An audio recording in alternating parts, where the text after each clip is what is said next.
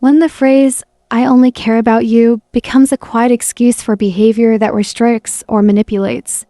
On the surface, it sounds warm like protection, but with time, it can slowly evolve into emotional confinement. When care starts to feel like control, when concern becomes a reason to limit choices, question independence, or erode confidence, it's no longer just affection, it's quiet domination wrapped in love. And often, we don't notice it right away because it's masked in softness. As adults, we learn that not all care is created equal. Some nurture us, others shape us into smaller versions of ourselves. It's important to ask, is this care helping me grow or holding me back? Because, as the saying goes, even sugar can look like salt if you don't taste it carefully. 1. Care versus control, knowing the difference. Love and care are often seen as cornerstones of deep, meaningful relationships. We long for them, we value them, and we often measure connection through how much someone cares about us. But in the delicate balance of adult relationships, there comes a point where care, when left unchecked or misunderstood, can blur into control. And it often doesn't arrive with loud alarms. It enters quietly, wrapped in good intentions, kind gestures, and soft words. There is a thin line between expressing concern and exerting possession. Most people don't cross it with bad motives. In fact, many believe they're doing the right thing. A gentle "text me when you get home" can genuinely reflect concern. But when that turns into demands for constant updates, tracking locations, or needing to know every detail of someone's interactions, the nature of care changes. It becomes a system of monitoring, not support. As the saying goes, too much of anything can be bad, and this applies even to love. When love is used as a reason to dictate another's behavior, it no longer nurtures, it restricts. The hardest part is that it doesn't always look harmful at first. It can feel like protection. It can sound like devotion.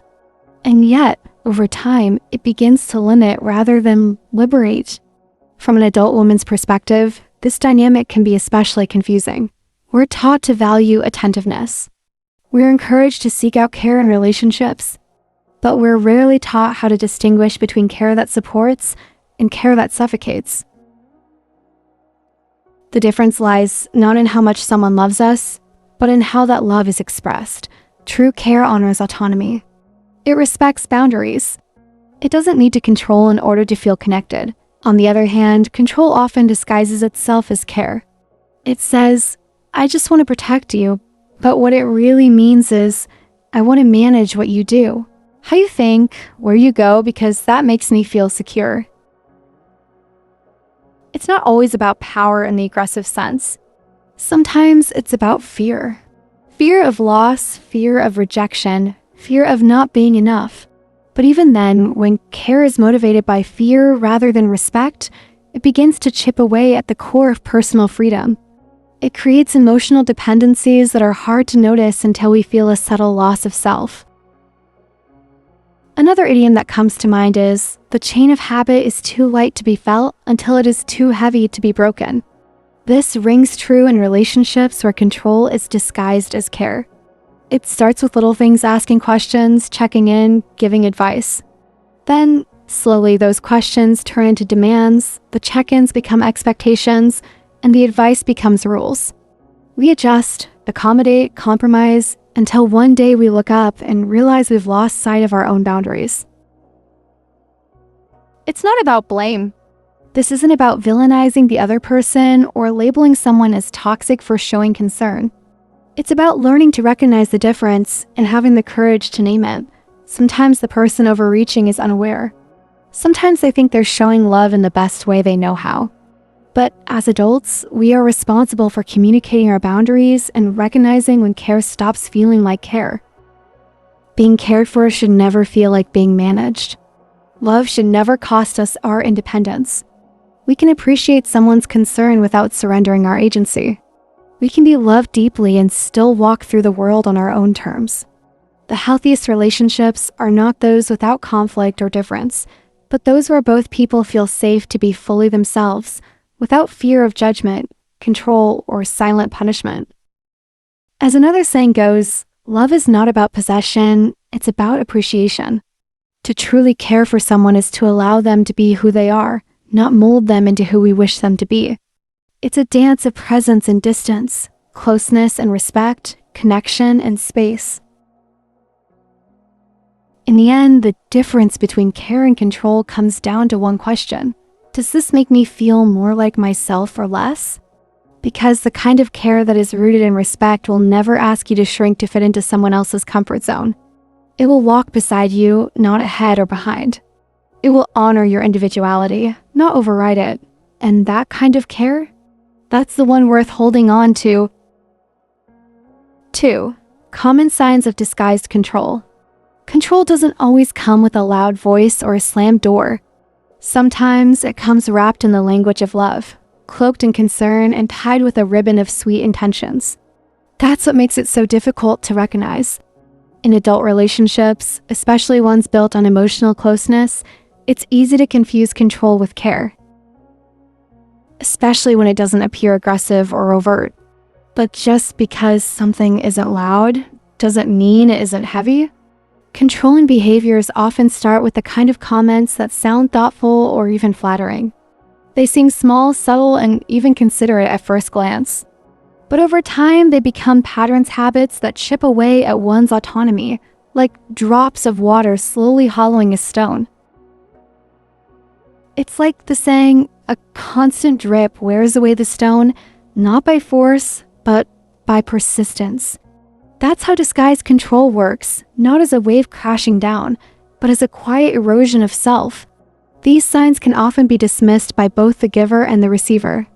Because when someone says something with a soft tone, or when their reasoning appears to come from a place of love, it doesn't always register as manipulation. In fact, it can make the person on the receiving end question their own reactions. Maybe I'm overthinking it. Maybe they're just being thoughtful. That internal confusion is one of the most telling signs of subtle control. When you begin to doubt your own instincts, your own needs, your right to decide. Another idiom comes to mind.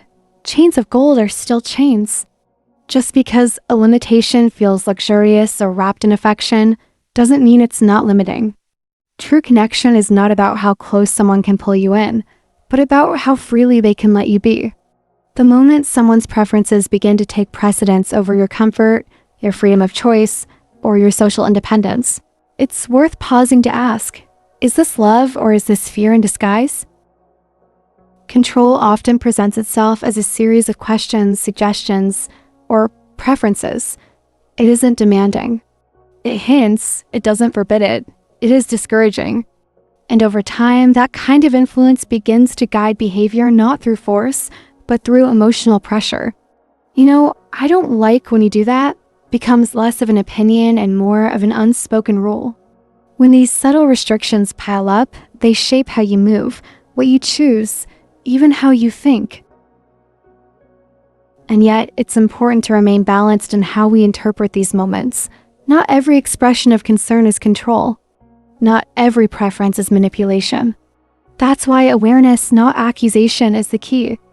As adults, we are responsible for noticing how certain patterns affect our well-being. We don't need to label anyone as bad to acknowledge that something doesn't feel right.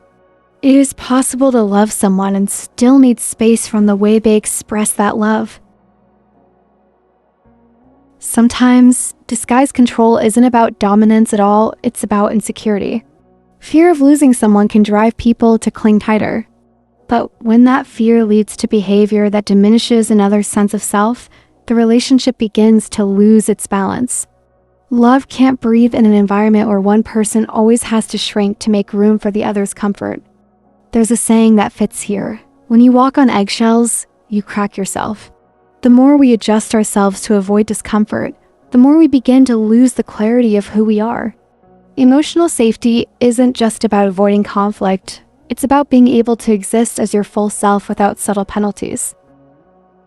In the end, disguised control isn't about one grand event.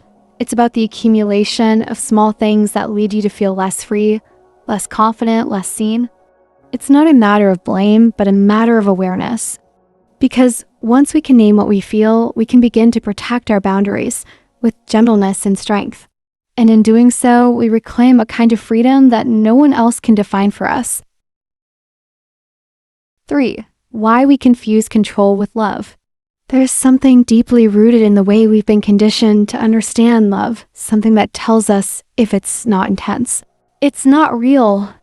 Over time, many of us, especially women, have absorbed the idea that love must come with jealousy, possessiveness, or the need to be protected at all cost. The line between devotion and domination has been blurred by narratives we've heard, read, or witnessed over and over again. And sometimes, without realizing it, we begin to internalize that confusion. From romantic novels to movies, from the songs we grew up with to the advice we received from older generations, there's often been a recurring message. If they get jealous, it's because they care. If they're protective, it's because you're precious. But here's the truth. Not everything that comes wrapped in intensity is healthy. As the idiom goes, don't mistake salt for sugar.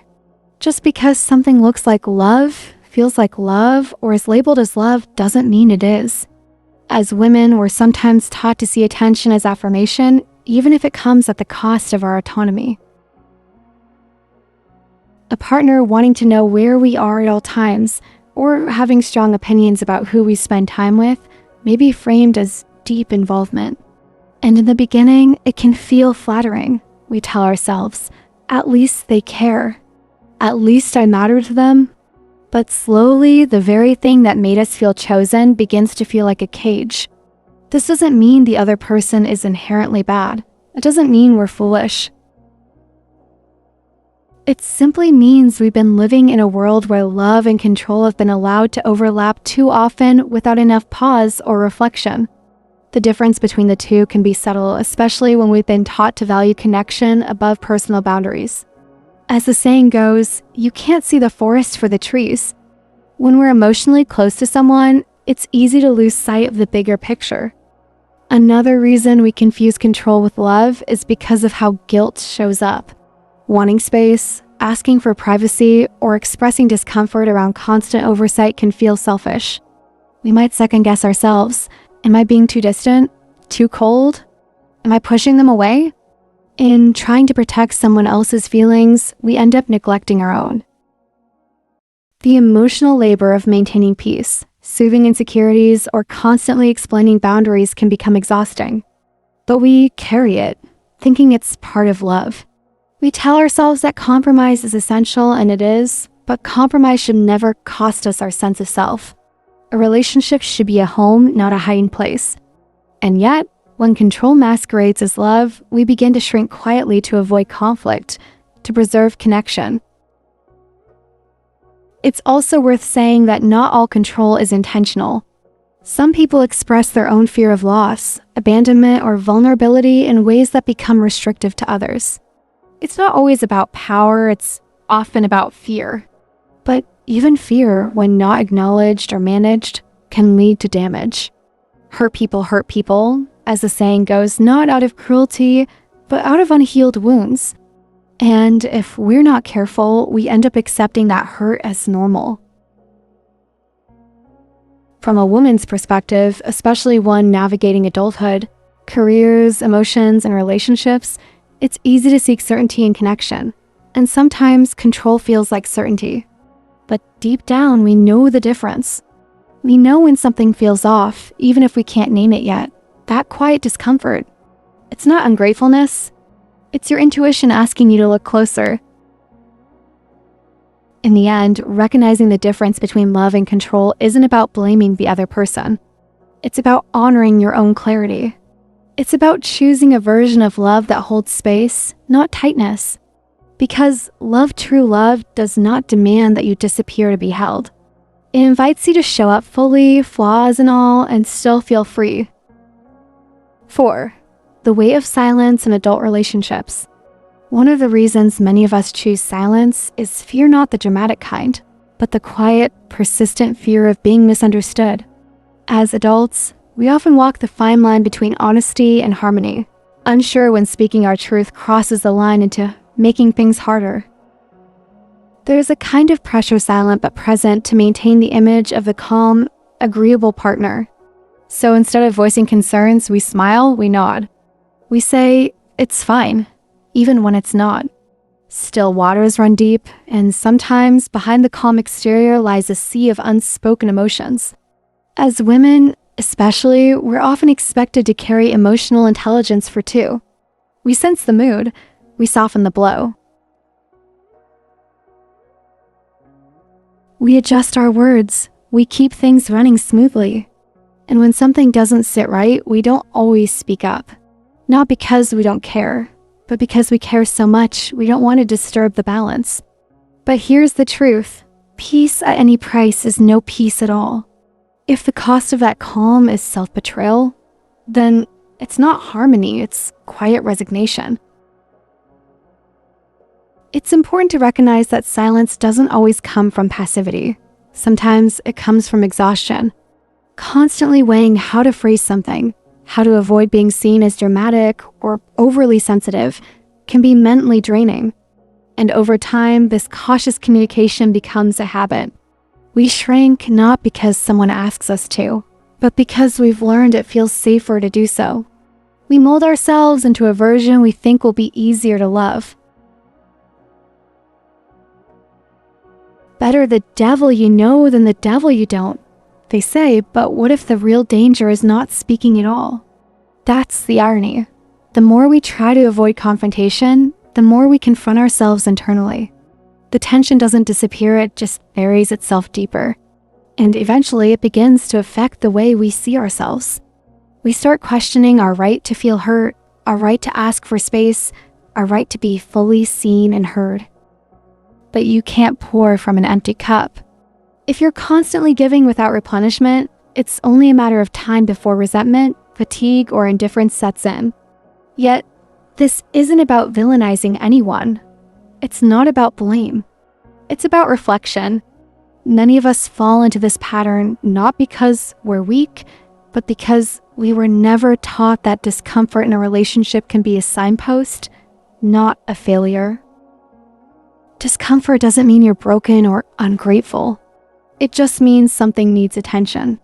Just as a body signals pain when something's wrong, the soul signals disconnection through silence. And perhaps the deepest realization is this: love doesn't require perfection, but it does require honesty.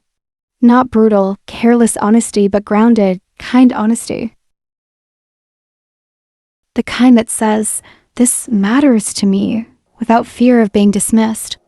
The kind that chooses self-respect over self-silencing. Because when your voice goes quiet for too long, your identity starts to blur. If you stand for nothing, you'll fall for anything. Reclaiming that voice isn't loud or angry, it's steady. It's the quiet decision to show up for yourself, even when it feels uncomfortable.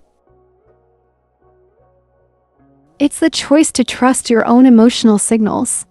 In any relationship, romantic or otherwise, mutual understanding can only grow where authenticity is allowed to breathe. So to anyone who's felt the weight of silence, you're not alone and you're not wrong for feeling unsettled. The goal isn't to fight, it's to be real, because silence should be restful, not suffocating. And connection should be where we expand, not where we disappear. 5. Redefining love. From control to conscious care. Healthy care is not about keeping score. It's not measured by how fast someone replies, how often they check in, or how visibly they worry. Real care is quiet but steady. It shows up not in demands, but in presence.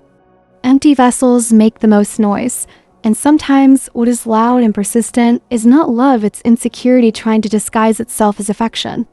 True connection, on the other hand, thrives in mutual trust and freedom.